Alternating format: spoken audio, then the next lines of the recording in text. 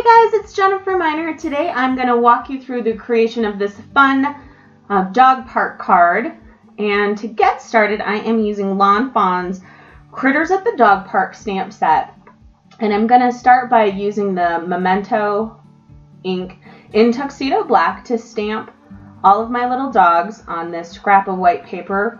And I'm keeping all my dogs to the edge because I know that I'm going to come back in with a whale style punch, which is a 1-inch square, to punch all of them out once I get them stamped. And I'm doing one of each of the 5 dogs in the set. And here you can see I've got that big whale punch. Now, if you don't have a whale punch, you can certainly use a die, or you could even cut this with, whatever your preferred cutting method is. I personally like the way I work with the whale punch.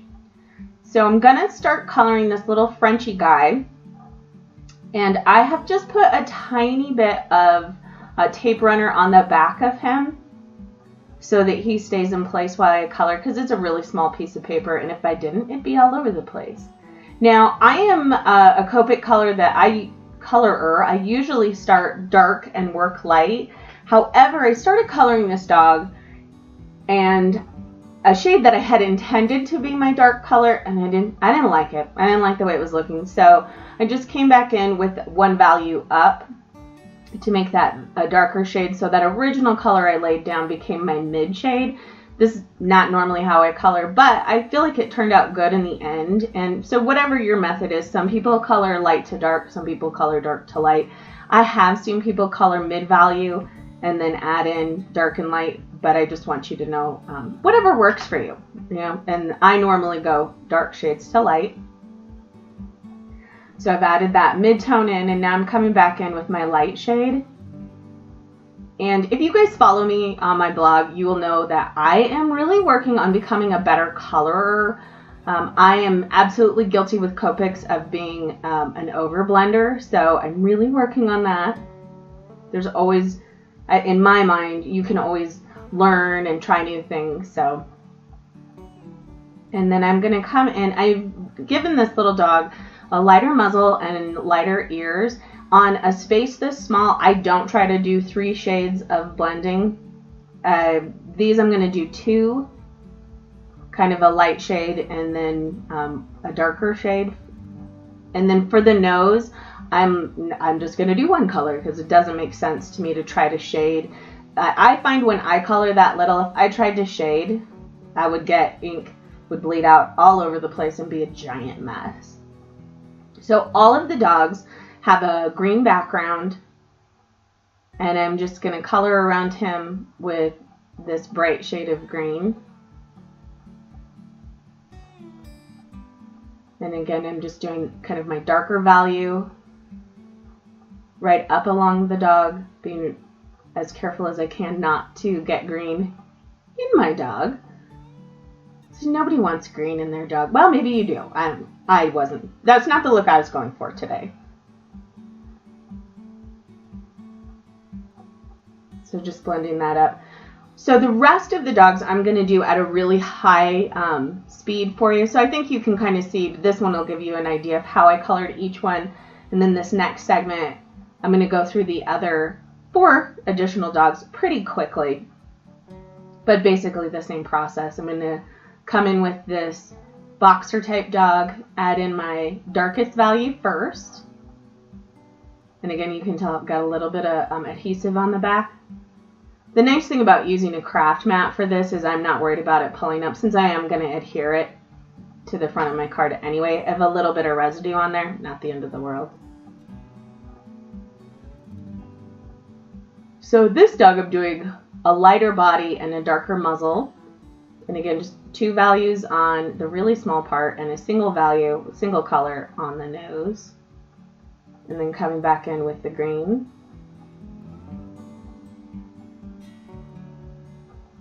Doing my darker shade. I had a bit of trouble with these 2 greens. I'm not sure they are G00 and G02. And for whatever reason, I felt like I had a little bit of trouble blending these smoothly or smooth-ishly on my card. And It's just one of those things, probably something I'm doing, but. And then back to kind of a dachshund. Working on my dark values.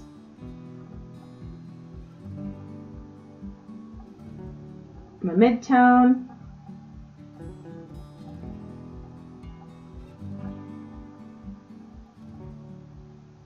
And then the lightest value.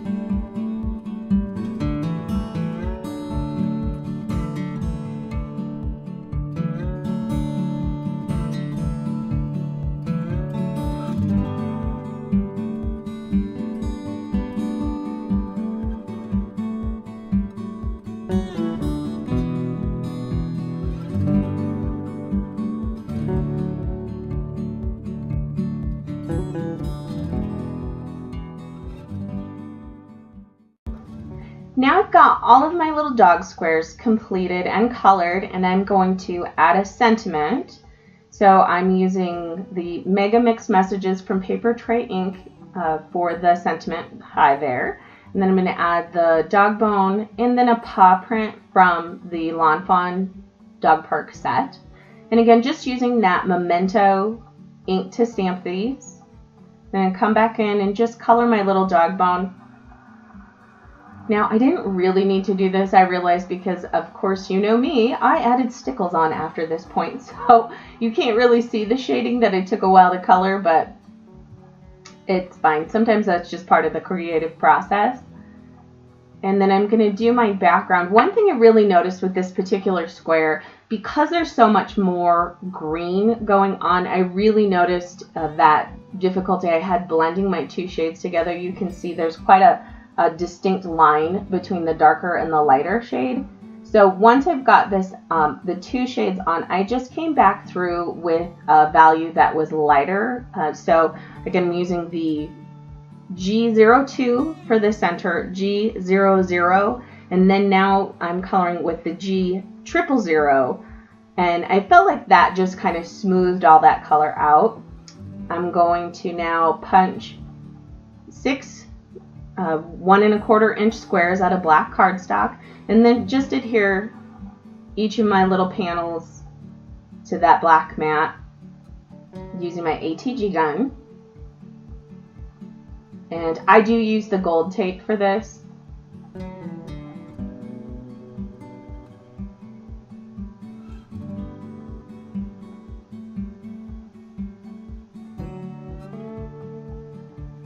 And then once I've got all of my dogs adhered to their little backgrounds, I'm going to put them on just a piece of white cardstock. And one piece I cut out of the video because it wasn't very exciting was I did use my Tim Holtz ruler that has a center point that counts out from 0 from the center of the ruler just to find the middle of my page, so I kind of had a rough idea. I'm not always super worried about being super accurate, but I did kind of want to have it so I didn't accidentally adhere anybody off the side of the page.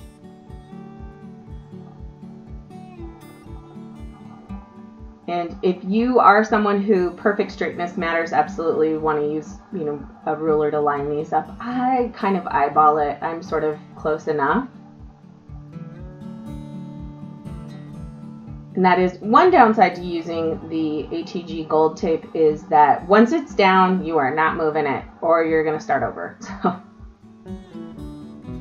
we've got all 6 panels done, and now I'm going to put that on a piece of black. And then that black is going to go on a piece of green. And then at the end there, I'm just going to adhere this all to a card front. Oh, but not before. At this point, we've decided, oh, you know, it's a little plain, needed some glitter, of course. So I'm going to add a little bit of silver stickles to the dog bone, and then black diamond on the paw print, and then each of the dog's noses.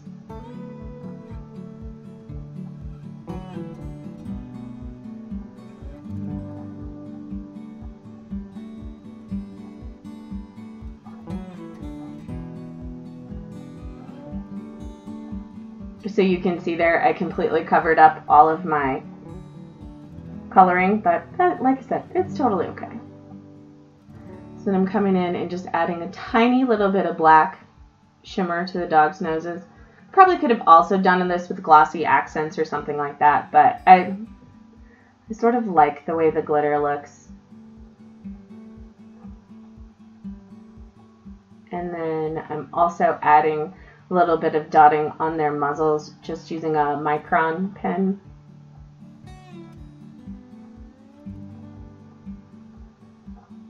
And that's it. We are finished with this card.